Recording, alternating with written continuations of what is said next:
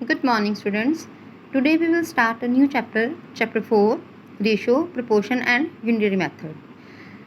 And first of all, we will talk about ratio.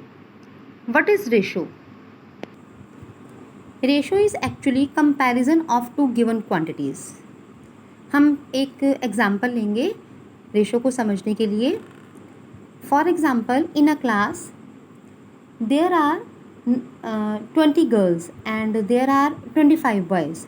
तो हम कैसे कंपेयर करेंगे? या तो हम सब्ट्रैक्ट कर लेंगे 25 minus 20. It means that there are 5 more boys than girls. क्योंकि जो नंबर ऑफ़ गर्ल्स है वो 20 है, नंबर ऑफ़ बॉयज़ 25 है. तो इसका मतलब क्लास में 5 बॉयज़ मोर दैन गर्ल्स हैं. ये हमने सब्ट्रैक्ट करके देखा.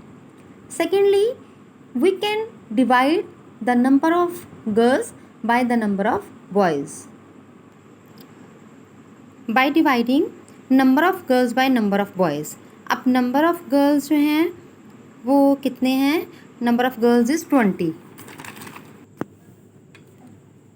तो 20 अपॉन 25. अब 20 और 25 जो दोनों हैं ये 5 के टेबल में आते हैं. तो to write it in standard form हम इन दोनों को 5 से डिवाइड करेंगे एंड वी गेट 4 अपॉन 5. तो ये जो मेथड है comparison of two quantities by dividing, हमने डिवाइड किया ना इनको, 20 को डिवाइड किया 25 से, this is called ratio. And what is the sign of ratio? Sign of ratio के लिए देखो बेटा, हम लोग ऐसे 2 डॉट्स यूज़ करते हैं.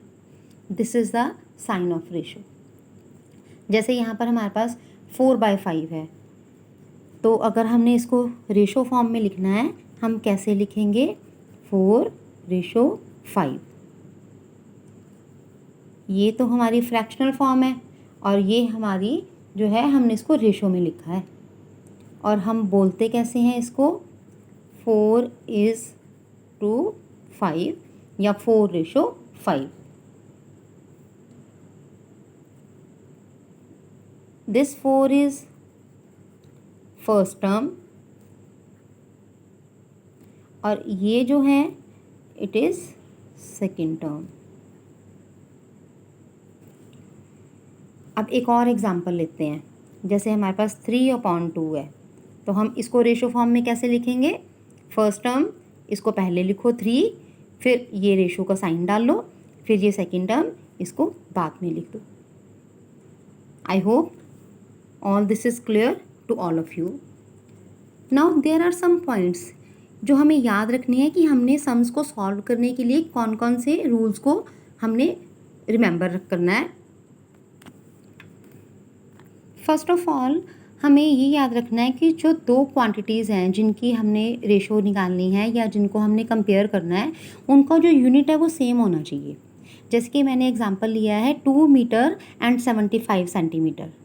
अगर हमें इनकी रेशो कैलकुलेट करनी है, आप देखो यहाँ पर 2 मीटर है, इसकी यूनिट है मीटर और इसकी यूनिट है centimetre.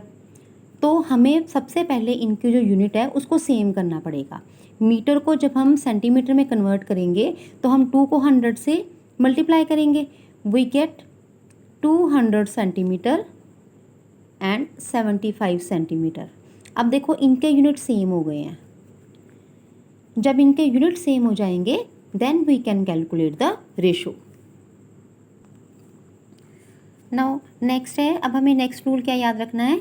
the names of units should not be used in ratio.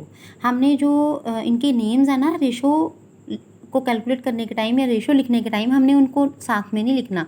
जैसे अगर हमें 2 मीटर और 3 मीटर को रेशो फॉर्म में लिखना है तो हम ये मीटर को साथ में नहीं लेंगे. We will just write it as 2:3. Now next is 2 quantities to be compared should be of same kind. कि जिनकी हमने रेशो कैलकुलेट करनी है ना वो सेम टाइप की होनी चाहिए.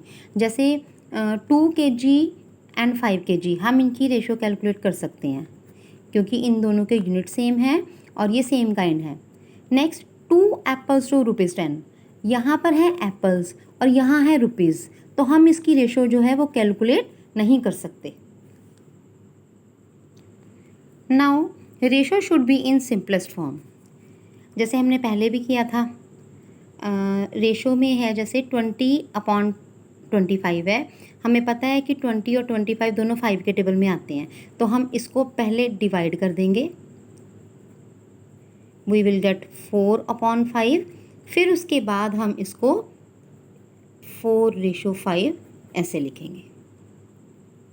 रेशो में लिखने के लिए सबसे पहले हमें इन टर्म्स को सिंपलेस्ट फॉर्म में लाना है। Now order of terms is important in ratio. अब जैसे इस एग्जांपल से हम देखते हैं, अगर हमें कैलकुलेट करनी है ratio of girls to boys, तो हम पहले न्यूमरेटर में नंबर ऑफ़ गर्ल्स लिखेंगे, दैट इज़ 20, और डिनोमिनेटर में नंबर ऑफ़ बॉयज़ लिखेंगे, दैट इज़ 25। फिर हमने इसको सिंपलेस्ट फॉर्म में चेंज किया and we get the ratio 4:5। पर अगर हमें कैलकुलेट करनी है ratio of boys to girls, तो हम क्या करेंगे, फर्स्ट इज़ बॉयज़, तो हम पहले बॉयज़ का नंबर लिखेंगे, that is 25। Then girls, we will write the number of girls in denominator. फिर से हमने इसको सिंपलेस्ट फॉर्म में चेंज किया and we get the ratio 5:4। देखो यहाँ पर है 4:5 एंड हेयर वी गेट 5:4। तो आपको हमेशा ये ऑर्डर याद रखना है, ध्यान से देखना है कि पहले जो दिया है उसको हम न्यूमरेटर में रखेंगे और जो सेकंड टर्म है उसको हम डिनोमिनेटर में रखेंगे। Now on the basis of these rules we will solve the first worksheet.